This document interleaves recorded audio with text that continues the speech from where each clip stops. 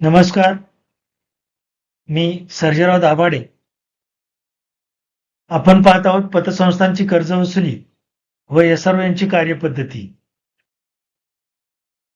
या भागामध्ये आपण पाहणार आहोत की मालमत्ता ताबा प्रमाणपत्रासाठी अर्ज करताना येणाऱ्या अडचणी. तत्पूर्वी आपण पाहूया की कर्ज थकबाकी झाली की प्रश्न उभा राहतो तो म्हणजे कर्ज वसुली कशी करावी. कर्ज वसुलीची सुरुवात होते ती वसुली दाखला अवॉर्ड प्राप्त करून घेणे. अवॉर्ड किंवा वसुली दाखला प्राप्त झाल्यावर पुढील कारवाई जी आहे ती एसआरओ यांच्या अधिकारामध्ये चालू होते. सुरुवात होते मागणी नोटीस पाठवण्यापासून. पहिली मागणी नोटीस पाठवली जाते, नंतर जप्तीपूर्वीची मागणी नोटीस पाठवून मग इतर ज्या कपाती आहेत, पगार कपात, बँक खाते शिलिंग रिच करणे किंवा इतर बोजा नोंदीसाठी आदेश देणे वगैरे वगैरे.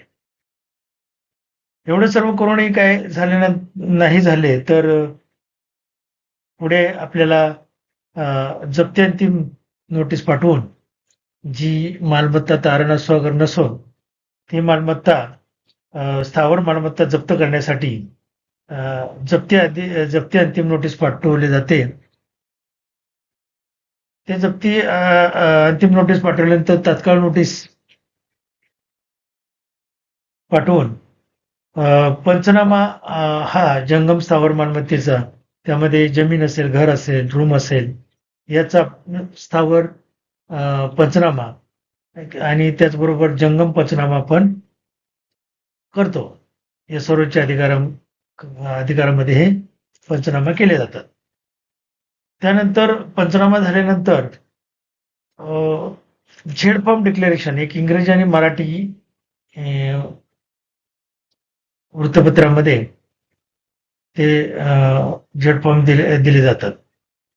आता झेड फॉर्म डिक्लेरेशन झाल्यानंतर मालमत्तेचा प्रत्यक्ष ताबा कसा मिळवावा याबद्दल आपण पाठीमागे पाहिलेला आहे. पाठीमागचा व्हिडिओ आपण टाकलेला आहे. त्याच्यामध्ये मुख्य महानगर दंडाधिकारी किंवा जिल्हा दंडाधिकारी यांच्याकडे आपल्याला ताबा मिळवण्यासाठी मालमत्ता ताबा प्रमाणपत्रासाठी अर्ज करावा लागतो. यांच्याकडे ज्या अर्ज दाखल केल्यानंतर आपल्याला आदेश प्राप्त होतात.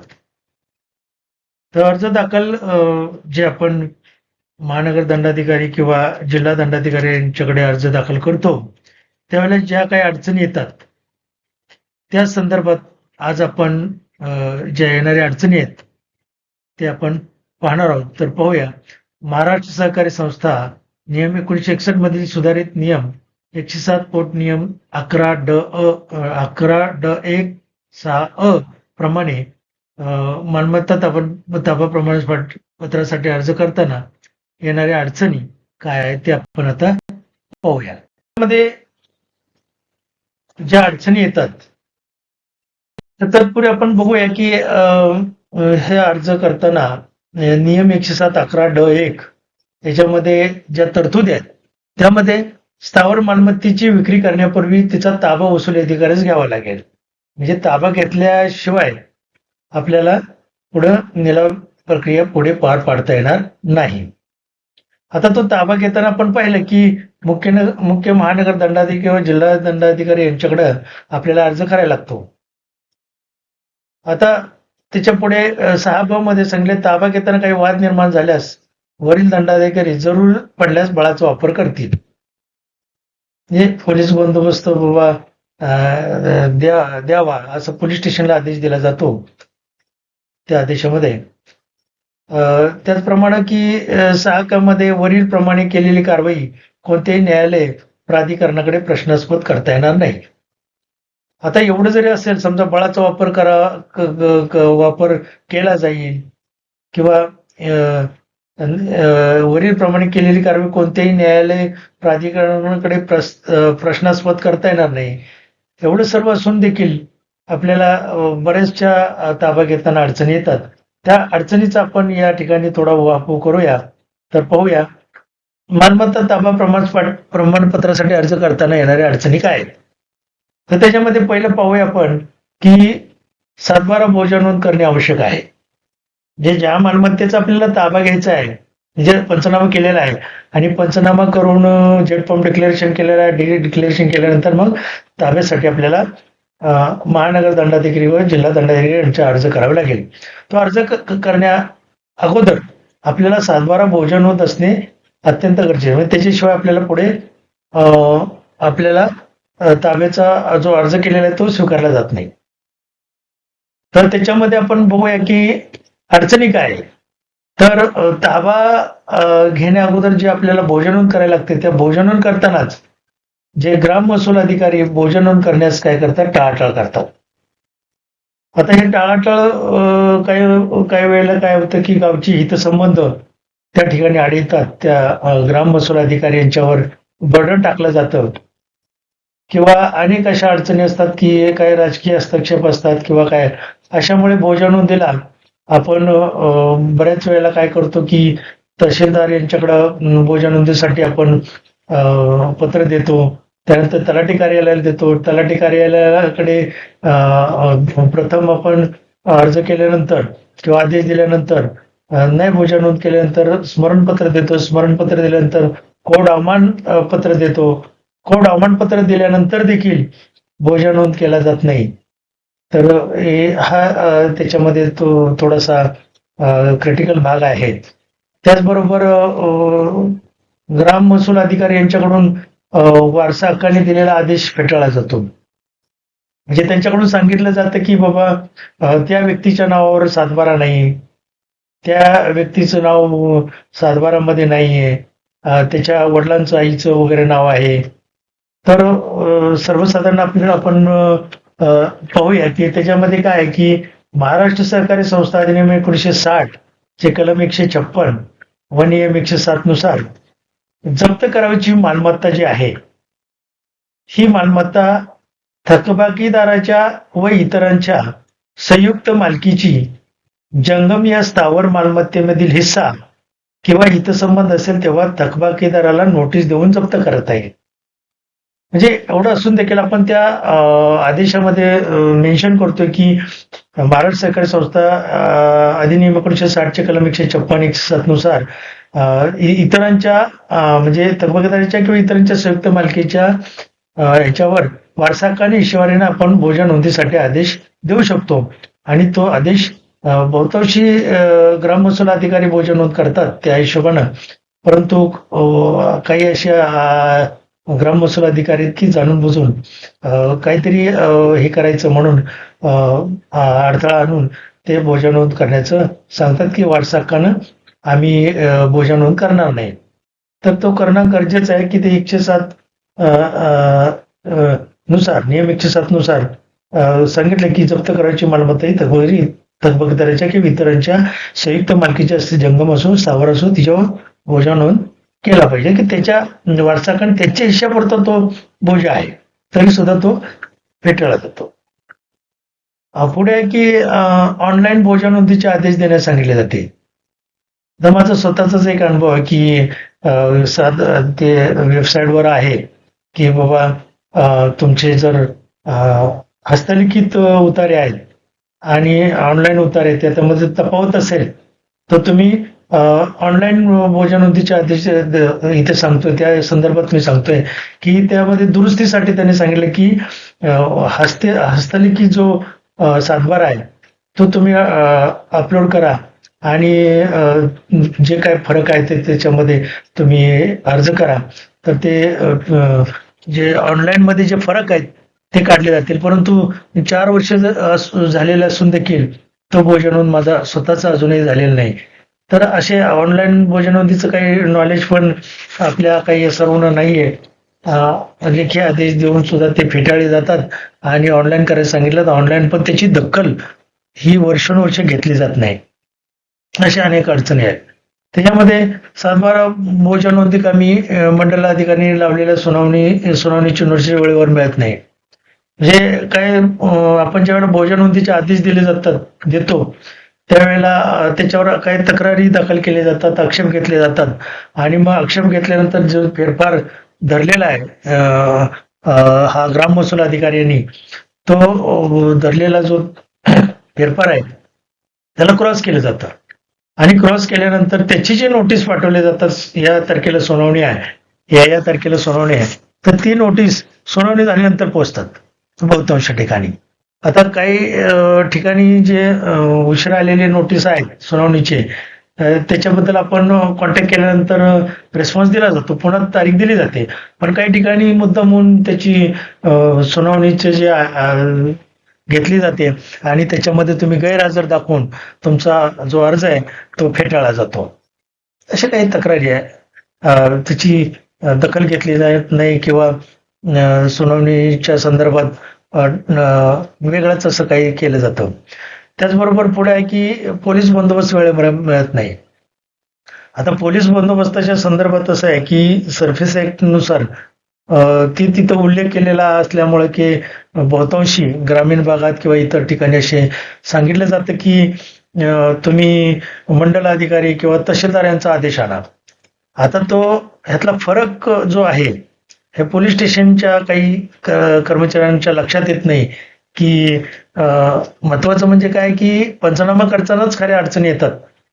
लोक अंगावर धावून येणं किंवा शिवीगाळ करणं किंवा वेगवेगळ्या आक्षेप घेणं हे कधी असतात, तर जो आपण पंचनाम्याला जातो त्यावेळेला खरी अडचण असते आणि त्यावेळेला आपल्याला खरं म्हणजे विदाउट पोलीस बंदोबस्तात पंचनामा आपण करू शकतो, परंतु या अडचणी ज्या आहेत त्याच्यामुळे बंदोबस्त असणं आवश्यक आहे. आणि त्याच ठिकाणी असं म्हटलं जातं की पोलीस स्टेशनच्या असं लक्षात येत नाही की पंचनामा हा भाग वेगळा आहे. म्हणजे पंचनामा केल्याशिवाय, जप्ती आदेश दिल्याशिवाय आपल्याला ताब्याकडे जाता येत नाही. ताब्याचा आदेश ज्या वेळेला असतो त्यावेळेला तहसीलदार किंवा मंडलाधिकारी यांचं पत्र जे आहे बंदोबस्त मिळवण्यासाठी ते पोलीस स्टेशनला किंवा पोलीस अधीक्षकांना आयुक्तांना दिलं जातं.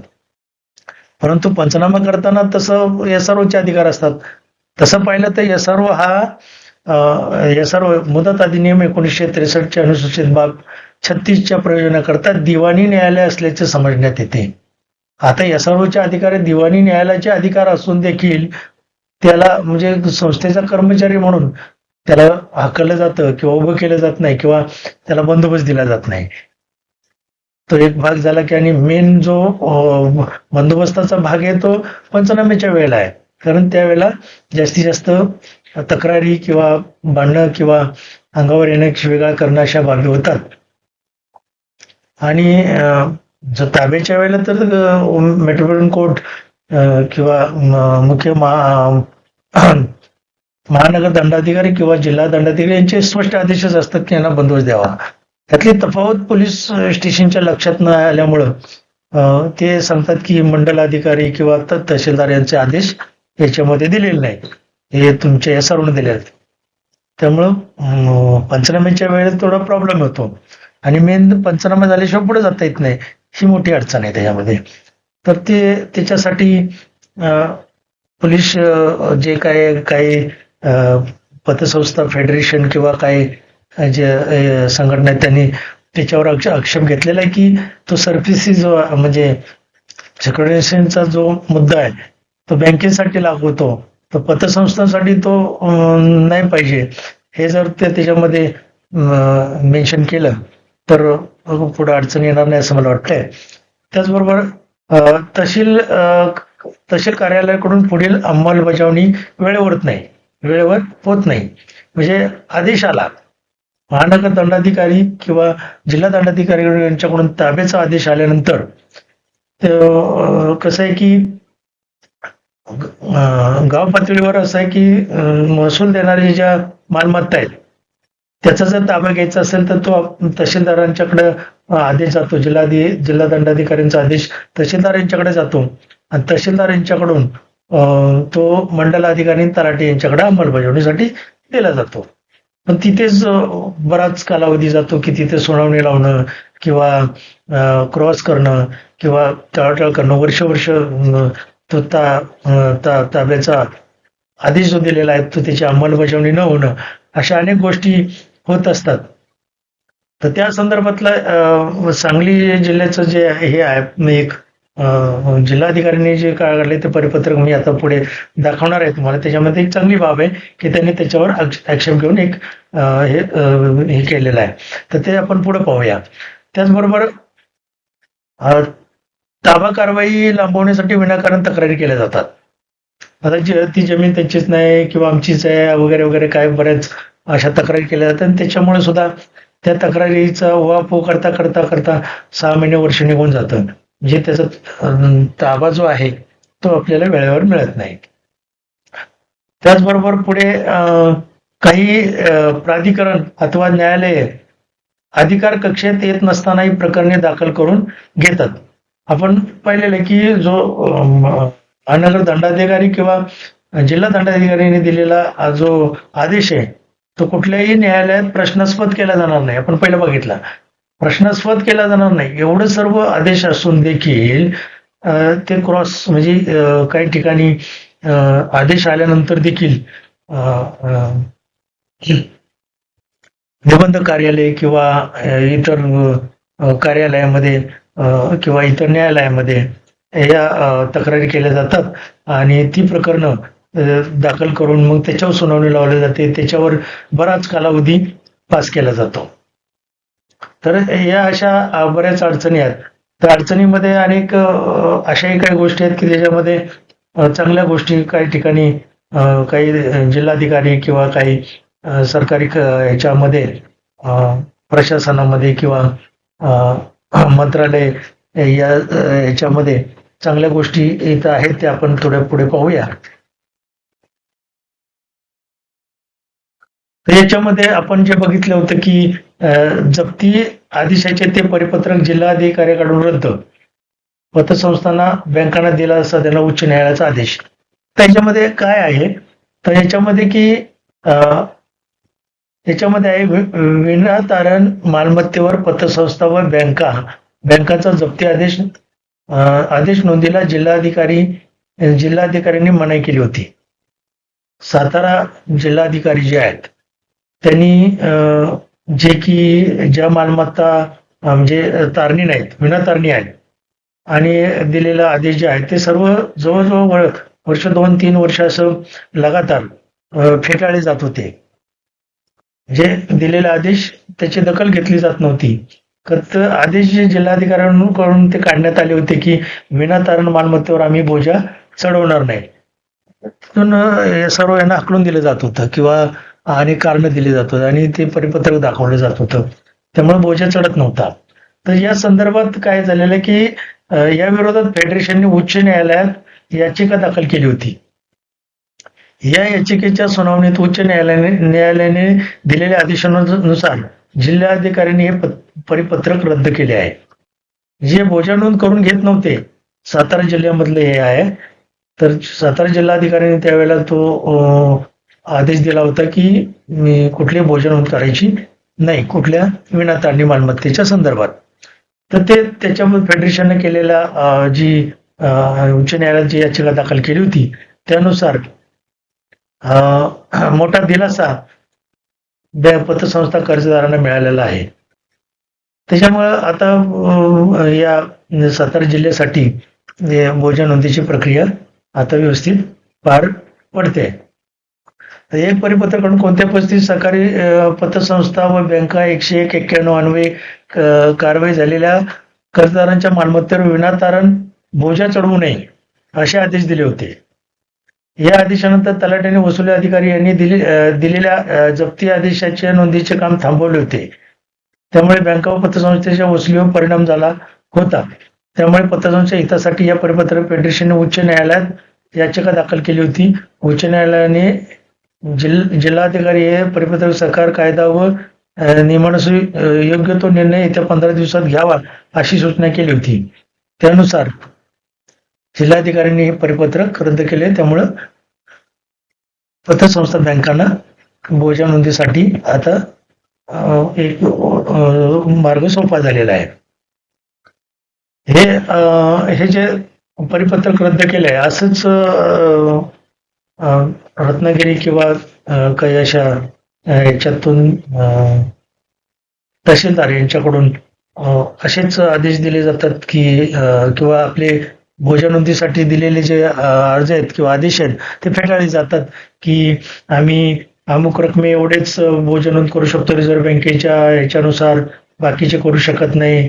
म्हणजे हा जो फेटाळण्याचा जो प्रकार आहे तो त्यांच्या थोड्याशा म्हणजे त्यांनी न समजून घेतल्यामुळं, आकलन करून न घेतल्यामुळं ते असे आदेश देतात की बाबा दिलेले आदेश जे आहेत या सर्वांनी वसुली अधिकाऱ्याने, हे दिवाणी न्यायालयाने दिलेले आदेश आहेत हे समजून न घेता ज्याला जसं अर्थ काढता येईल तसा काढून ते भोजन नोंदीची प्रकरणं थांबवली जातात. पण असे जर कुठे अडचणीत असतील तर काही पतसंस्था, फेडरेशन, काही संघटना किंवा काही संस्थांनी मिळून एकत्र येऊन असे जे काही प्रकार घडतायत फेटाळणीचे, तर याच्यासाठी लढत जर दिली तर बहुतांशी आपल्याला बरंचसंच वसुलीच्या कामी त्याचा उपयोग होणार आहे. तर पुढे पाहूया. दुसरं एक परिपत्रक आहे की तहसीलदार तथा तालुका दंडाधिकारी यांना दिलेलं आहे. ते दिलेलं आहे सांगली जिल्हा दंडाधिकारी यांनी काढलेलं आहे. त्याच्यामध्ये मिरज, आटपाडी म्हणजे जेवढे काय तालुके येतात त्या सगळ्या तहसीलदारांना, की हे कशाच्या संदर्भात आहे तर हे आहे की ज्यावेळेला ताब्यासाठी अर्ज केला जातो आणि ताब्याची ऑर्डर निघते.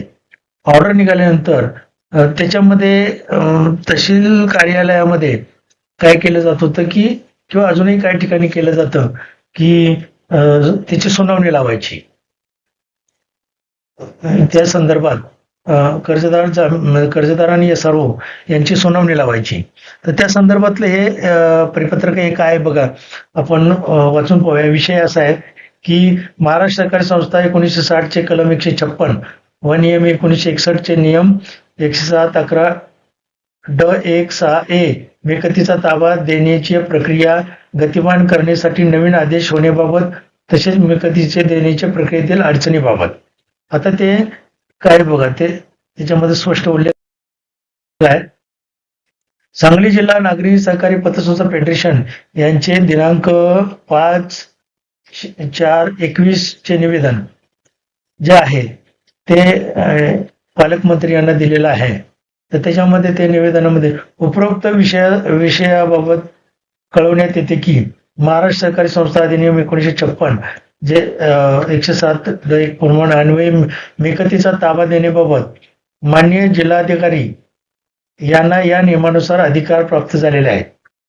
या नियमान्वये प्राप्त झालेले माननीय जिल्हा दंडाधिकारी यांचे अधिकार या कार्यालयाकडे आदेश दिलेला आहे. ते जिल्ह्यातील सर्व तहसीलदार व तथा तालुका कार्यकारी दंडाधिकारी यांना अलहिदा प्रदान करण्यात आलेले आहेत.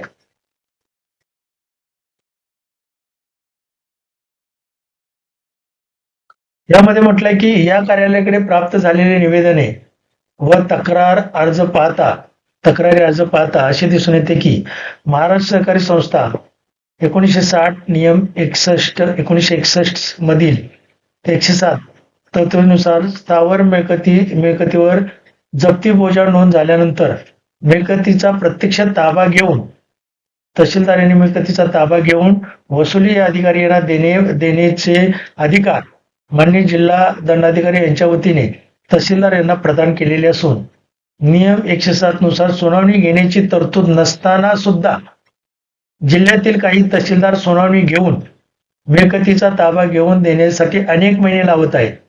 त्यामुळे जिल्ह्यातील सहकारी पतसंस्थांच्या कर्ज वसुलीवर त्याचा परिणाम झाला आहे. महाराष्ट्र सहकारी संस्था अधिनियम 1960 चे जे 107-11 प्रमाणे यामध्ये सुनावणी घेण्याची तरतूद नसल्यामुळे सुनावणी न घेता नियम 107 खालील निवाड्याची अंमलबजावणी केल्याबाबतची आवश्यक ती कागदपत्रे प्रकरणासोबत असल्याची खातरजमा करून तहसीलदार यांनी ताबा देण्याबाबतची कारवाई करणे अपेक्षित आहे. यामध्ये प्राप्त प्रमाणे खालील प्रमाणे पूर्तता करण्यात यावी. जे काय करायचे की यांनी सुनावणीला लावता पुढे दिलेलं आहे काय करायचे ते.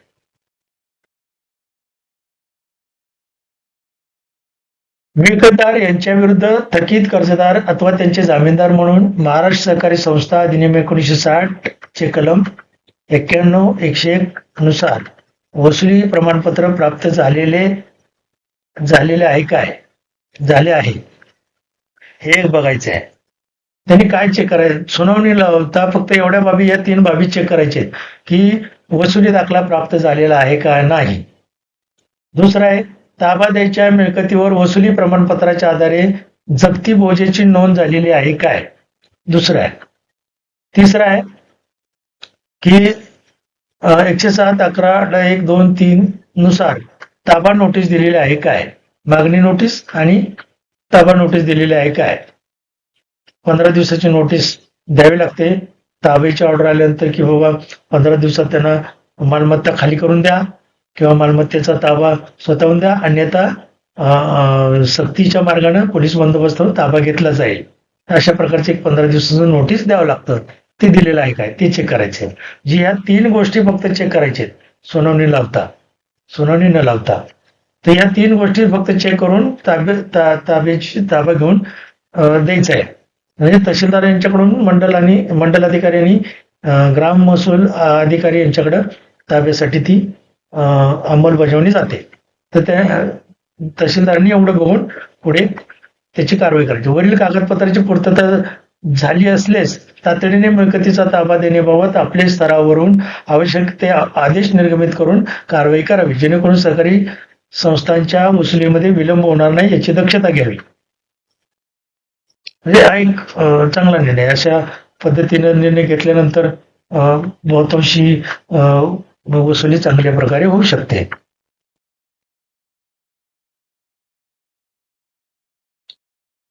त्याची प्रत रवाना आहे, तर पूर्ण ही आहे ते आपण PDF मध्ये पण पुढे आपण याच्यामध्ये टाकूया. दुसरं आहे की एक दुसरा महाराष्ट्र शासनाचा एक निर्णय तो काय की तो ग्रामविकास विभागाकडून काढलेला आहे. तो मुख्य कार्यकारी अधिकारी जिल्हा परिषद सर्व यांना.